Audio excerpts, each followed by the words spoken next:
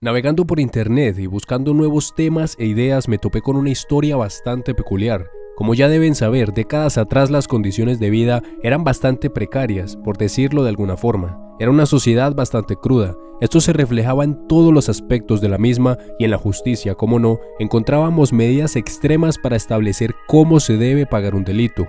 Generalmente no se andaban con juegos y preferían una ejecución rápida antes que tener encerrados a criminales. Esto debido a que en la mayoría de contextos los costos y la logística, como comida y vigilancia, terminaban por ser un gasto innecesario, sin sumar que dichas ejecuciones terminaban por ser un ejemplo para el resto de la población, por lo que ya tenías un gasto menos y además educabas a las personas.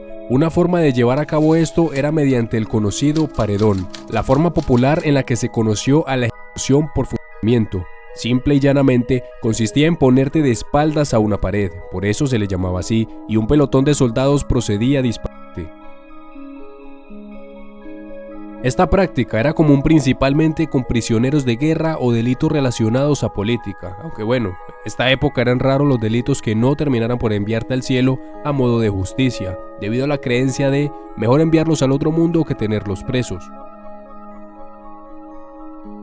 Aunque esto data de la época colonial, la historia que te contaré es relativamente cercana, en el siglo XX, concretamente en la Revolución Mexicana entre los años 1910 y 1920.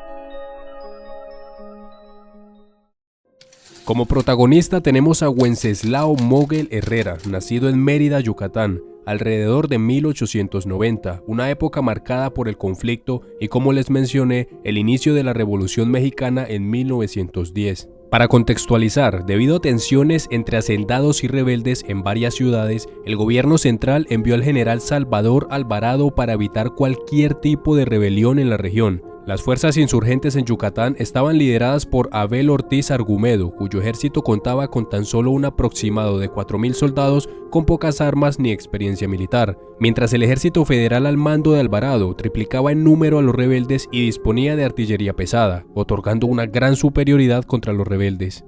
En marzo de 1915 se produjeron combates decisivos cerca de la hacienda de Alachó. Como era de esperarse, el ejército federal aplastó a los rebeldes y muchos de los soldados fueron capturados con vida, entre ellos nuestro amigo Wenceslao Moguel.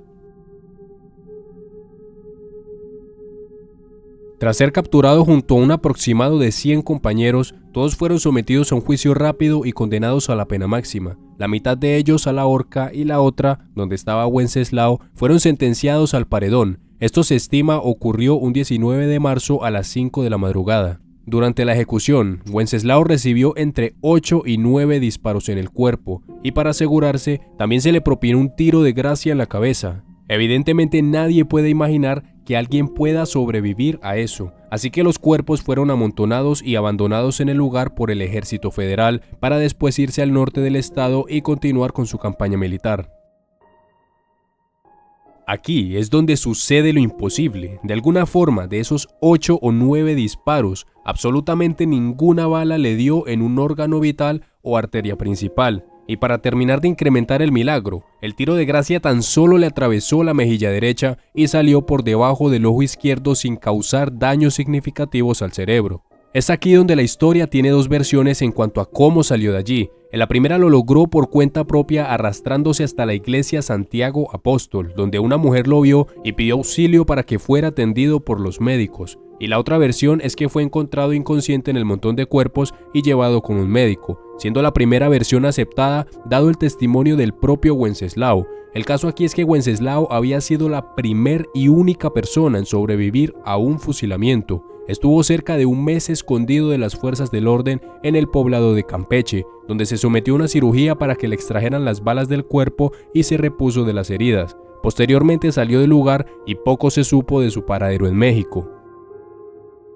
Su historia fue muy conocida en México y se expandió a Estados Unidos, por lo que se hizo el esfuerzo de dar con Wenceslao para que diera su testimonio. Fue en 1935 cuando Robert Ripley, un humorista gráfico, empresario y antropólogo aficionado, supo de la historia de Moguel y lo invitó con todos los gastos pagados hasta el Museo Ripley en Cleveland. Su idea era dejar este testimonio dentro de la enciclopedia de lo insólito y lo increíble de Aunque usted no lo crea. Esta franquicia, por cierto, recopila historias sobre objetos raros e inusuales, artefactos, curiosidades, acontecimientos bizarros, misterios y demás cosas poco comunes. Si este video recibe un buen apoyo, traeré más historias de esta franquicia. No olvides apoyarme suscribiéndote, ya que la mayoría de los que ven mis videos no lo está, y puedes apoyarme con un super gracias o en la comunidad miembros. Esto sería de gran ayuda para traer contenido con mayor frecuencia. Gracias y continuemos. En ese entonces, Ripley entrevistó a Mogel, que llegó hasta el lugar con el rostro y las piernas desfiguradas. La transmisión de ese acontecimiento fue de la cadena NBC y su caso se tomó como el primer hombre que sobrevivió a un fusilamiento. Si bien en la actualidad no existen registros de aquella entrevista, el propio portal de curiosidades de Ripley replicó lo que se conversó en esa ocasión. De acuerdo con lo expuesto por el hombre en aquella entrevista, su unión a los rebeldes de la Revolución Mexicana se debió a que vio una serie de abusos de parte del ejército hacia hacendados de la zona. Allí se habría llevado a cabo matanzas de mujeres y niños, además de quemas de propiedades privadas. Respecto al fusilamiento, Mogel sostuvo que encomendó su vida a Dios antes que comenzaran los disparos. En ese instante, señaló, cayó al suelo tras los 8 impactos y luego se desmayó tras recibir el tiro de gracia.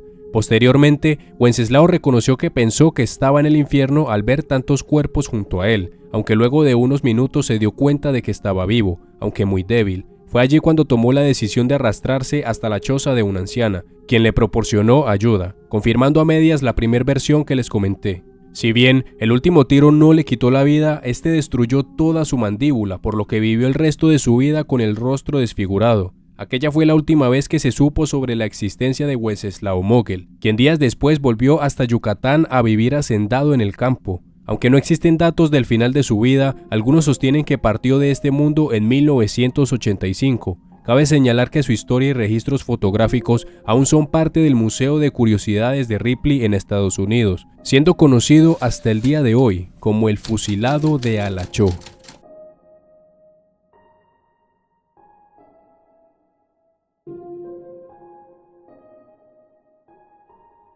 Si te gustó el video, te invito a dejar tu me gusta, comentar, suscribirte y activar la campanita para no perderte nuevos videos. Un saludo a los usuarios Padre Santo, Andrés Clavijo y Alex Blodel por comentar mi video anterior.